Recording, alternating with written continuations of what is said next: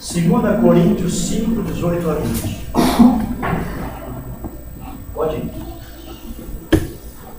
Bom dia, meus amigos. Meu nome é o pastor Wilson. Essa manhã nós iremos estudar um tema importante da Palavra de Deus, que é o mistério da reconciliação. Para introduzir esse tema, eu gostaria de fazer uma pergunta. Quando dois amigos brigam, normalmente, quem é que pede desculpas? A parte ofendida ou aquele que ofendeu? Normalmente, aquele que ofendeu é que vai em busca da reconciliação, é que vai em busca da restauração desse relacionamento, dessa amizade.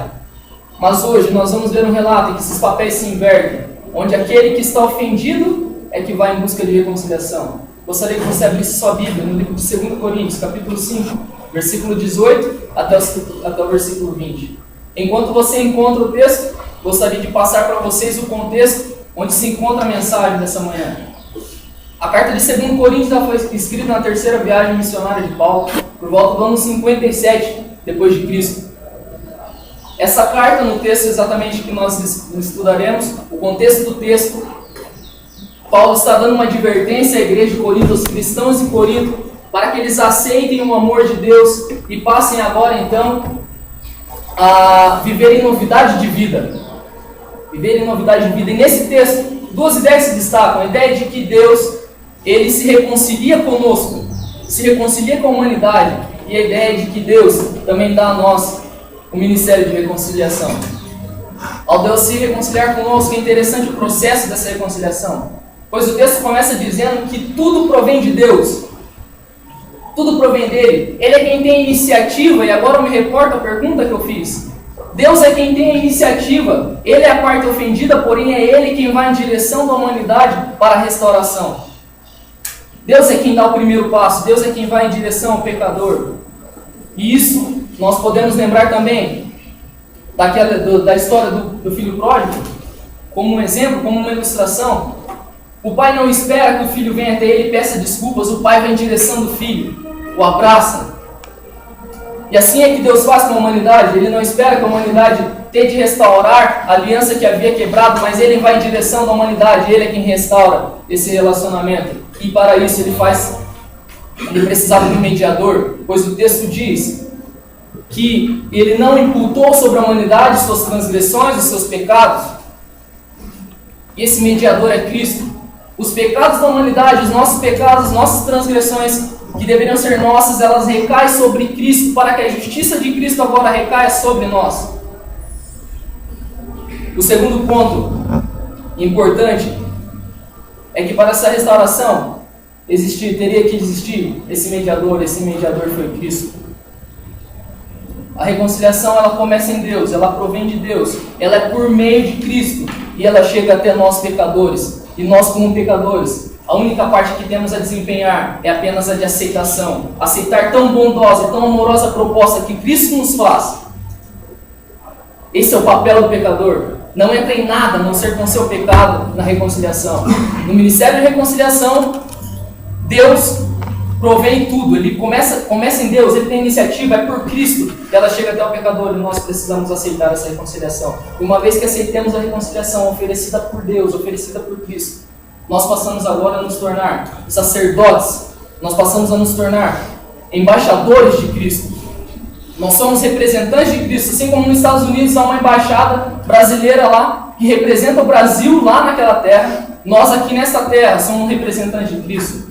E Paulo, um comentarista bíblico, diz que ao Paulo escolher essa palavra embaixadores, ele quis mostrar que Cristo conferia a nós autoridade, e com essa autoridade vem uma grande responsabilidade. Porque através desse ministério de reconciliação, ao aceitarmos o ministério, ao passarmos a ser embaixadores de Cristo, somos representantes dele com um objetivo. E esse objetivo, ele é muito importante, porque através de nós, representantes de Cristo, pessoas com autoridades vindas de Cristo, em nome de Cristo, agora por meio de nós, Deus exorta a outras pessoas que ainda não conhecem. Ele, através de nós, apela a outros para que se reconciliem com Ele, para que voltem para Ele. É através de mim, é através de você, ao aceitarmos essa reconciliação, que Deus faz de nós embaixadores, representantes dele. através de nós, Ele passa a reconciliar outras pessoas com Deus.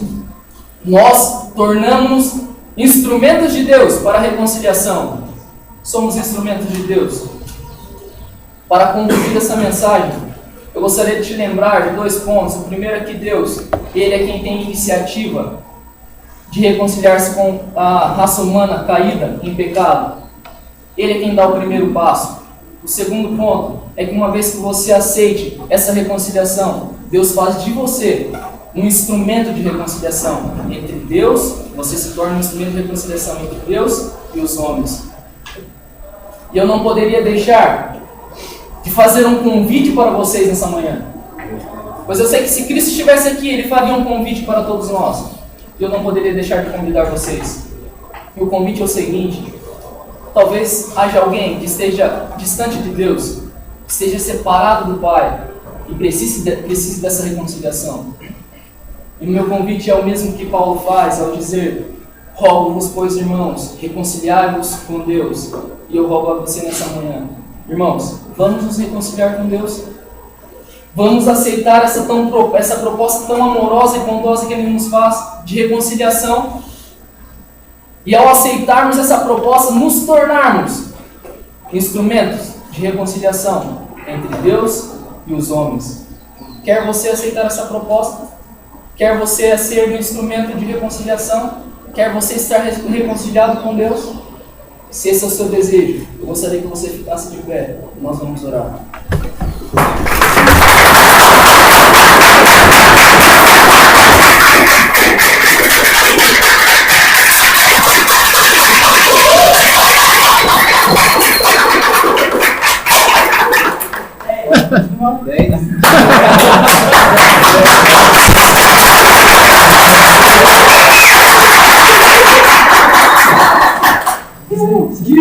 Até a prova de homilética. Eu tenho observações, depois eu vou dar tua nota, que é 100. Para...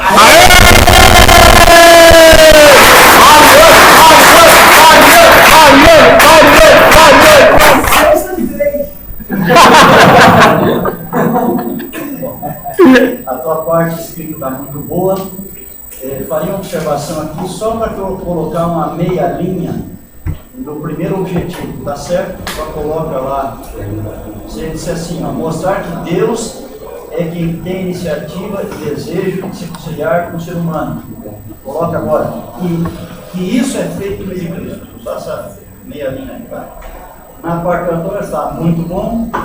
Você, locomoção, a tua aparência, o vestuário, a tua voz. Os gestos também estão bons. Vocês estão aprendendo agora, mas você pode olhar um pouquinho algumas coisas do gesto. Por exemplo, você falou várias vezes em Deus. Então, nesse momento, você pode apontar para cima e olhar para cima. Né? Fala em Deus, aponta, olha e tal.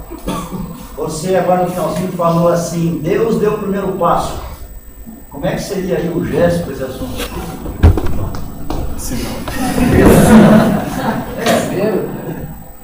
Não, você dá um passo. Talvez você fizesse assim, não, você está falando, diz assim. E nesse caso, Deus é que deu o primeiro passo. Então você dá um passo que assim, ó, faz forte mesmo para dar essa ideia, dar uma certa ênfase aí no que você está falando. E quando você falou no final, começou o teu apelo, falou rogo-vos, você começou assim, ó, rogo-vos. Você quer sinal do quê? Não. Esse sinal era o único gesto que os períodos do passado faziam, esse aqui, ó. O tempo todo que é assim, ó, todo tempo. Esse gesto existe, mas ele é um gesto só de advertência. Tá? Como você está fazendo um apelo, então qual que é o gesto correto? Óculos, com a mão, os óculos, tá bem? Mas tirou o máximo.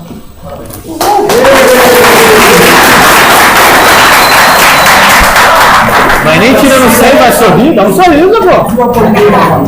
Sempre com a cara fechada, que é esse? Parabéns, meu brother.